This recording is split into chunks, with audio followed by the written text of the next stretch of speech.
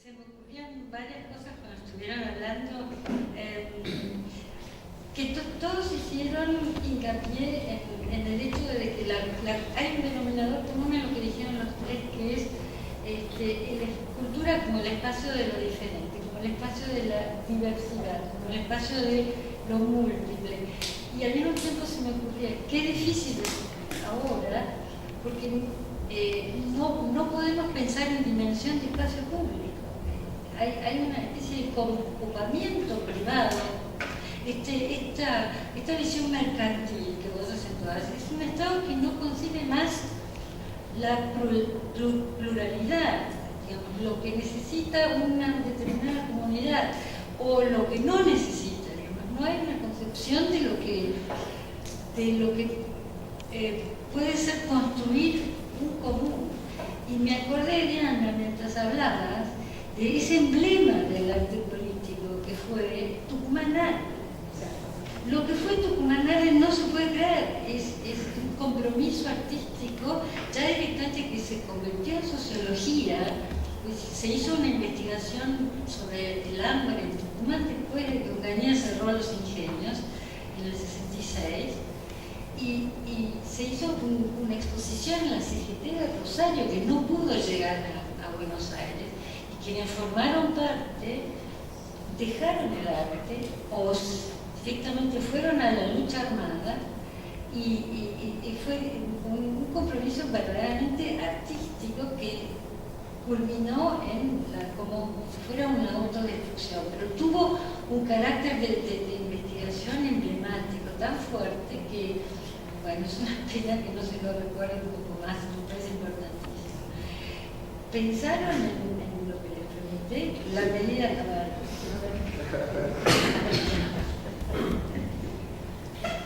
Bueno, yo antes de contestar lo que me preguntaste, me gustaría hacer respecto de tu última reflexión, o sea, la dificultad de encontrar un espacio múltiple, o que en las tres exposiciones estuvo presente el concepto de diversidad y de protección de la diferencia. Que el gran desafío de un Estado democrático es proteger la pluralidad cultural, pero la pluralidad contradictoria, que es lo más difícil. No la pluralidad que sean las variaciones sobre un mismo tema, ¿no? O sea, la pluralidad contradictoria, las estéticas que confrontan, los pensamientos que discuten, los que se chocan y se contradicen, eso es lo que el Estado tiene que proteger, ¿no? Es que en su ámbito se puedan expresar todos, aún los que se niegan, no sé, o se están confrontando o controvirtiendo en sus postulados de pensamiento y de estética. Respecto de si hubo acciones positivas, yo creo que sí, que hay muchas acciones positivas a lo largo de la historia de la relación entre la política y la cultura argentina. Si tengo que elegir una, sin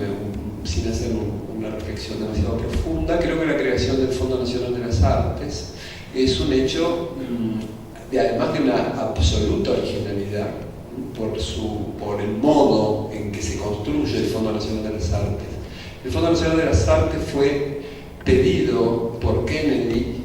a Arturo Frondizi, y uno de los pocos órganos que Estados Unidos tiene de apoyo a la cultura está inspirado en el Fondo Nacional de las Artes de Argentina. Digo que es interesante porque parte de un concepto jurídico y de financiación de la cultura, que es a través de un concepto que muy pocos países aplican, que es el concepto del dominio público pagante, es decir, que las obras generadas en el pasado generen fondos para promover el arte del presente.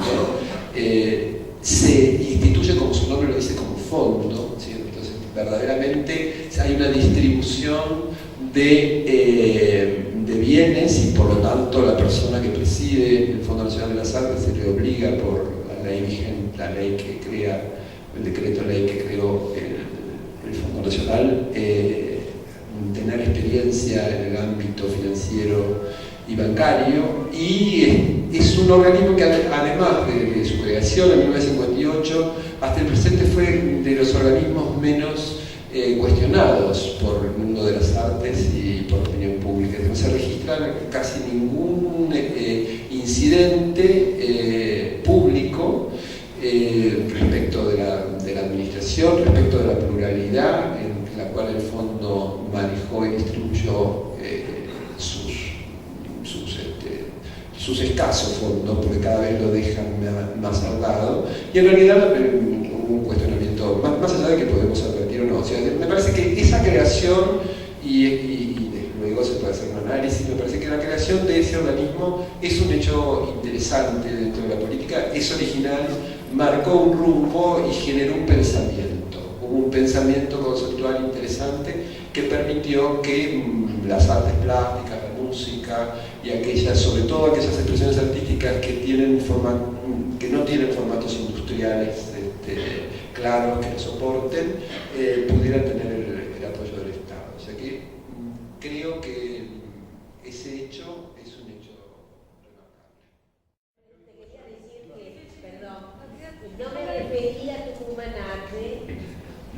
porque yo vi un día, un solo día estuvo en la CTA, en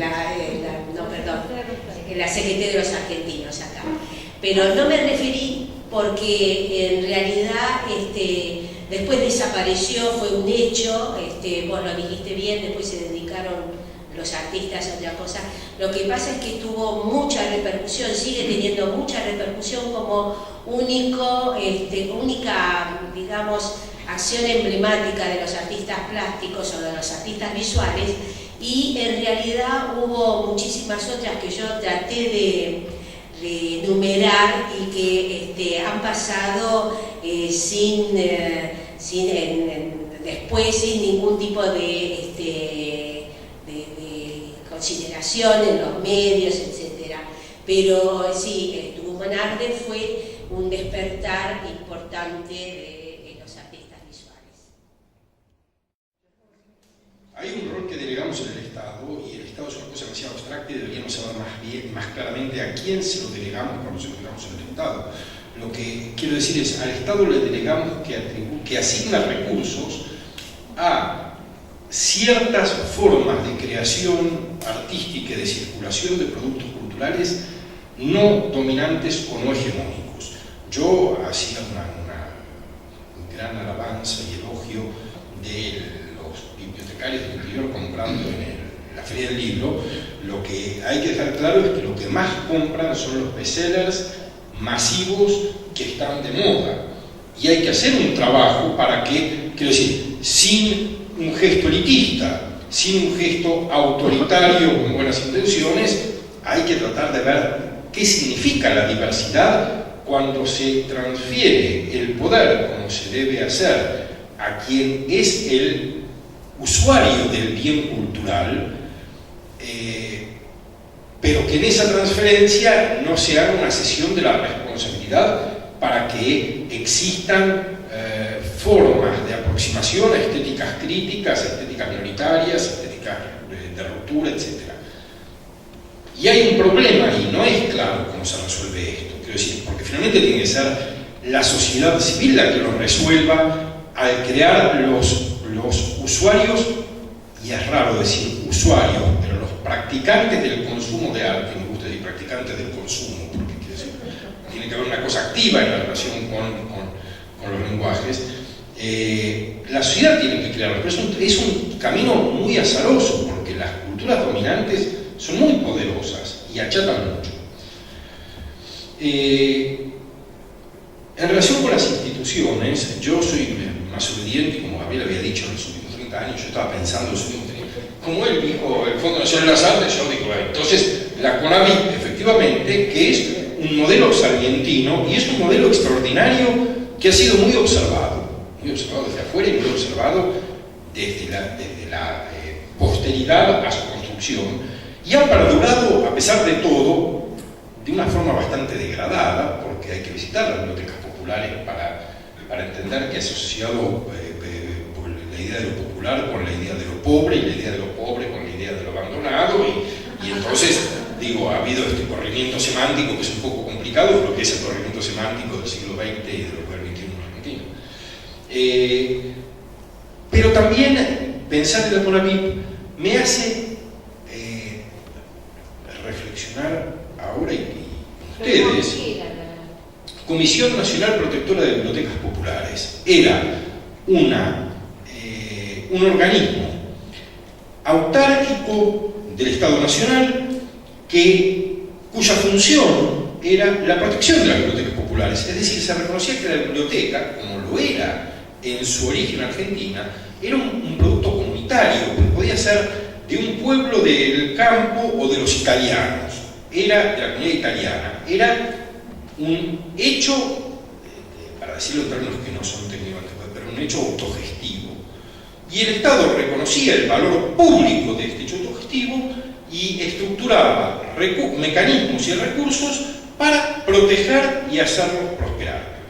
Y es una red de 1.700 bibliotecas en todo el país, que sigue existiendo, aunque en buena medida con las características que yo mencionaba. Pero al hacer referencia a la Conavip o al escuchar el Fondo Nacional de las Artes, me doy cuenta también que nuestro lenguaje para hablar de las instituciones y de la gestión cultural está bastante obsoleto, porque seguimos pensando en la biblioteca como ese edificio con libros al que la gente va, y no estamos pensando en la intervención en el espacio público como dinamizadora de la vida cultural en un sentido mucho más complejo, que es, por ejemplo, el caso de las redes de bibliotecas en Medellín o de la Biblioteca Nacional en Bogotá. Quiero decir, han implantado las mejores bibliotecas en las zonas más pobres y degradadas de las ciudades y se han convertido en sitios extraordinarios porque la biblioteca maravillosa para el chico de un barrio relegado es el lugar en el que se puede estudiar, porque en la casa no hay donde estudiar. En la casa hay mucho ruido, hay un hermano llorando porque es un bebé, o mirando televisión porque es la abuela, o no hay. La biblioteca se ha convertido en el lugar al que el chico va a estudiar, al que el chico va a chatear, al que el chico va porque afuera está la explanada donde juega al fútbol o anda en skate, donde hay otro grupo de chicos que hace música y donde hay, quiero decir, esta forma de tramar aquello que nosotros llamamos cultura, que es la cultura de las artes visuales, o la cultura letrada, o la cultura de la música, y que siempre está establecida en el espacio de las grandes capacidades performativas, porque no es más fácil leer una novela que tocar la guitarra. Hay grandes capacidades performativas que le exigimos a los usuarios de la cultura, y hay muchas experiencias de las que deberíamos aprender para entender que hay que sacar estas exigencias performativas y asociarlas al mundo de lo cotidiano y de la vida cotidiana en un espacio colectivo. Y eso Argentina no lo tiene ni ha hecho hasta ahora el menor gesto para aprender o capturar experiencias de este tipo, hasta donde yo tenga registro.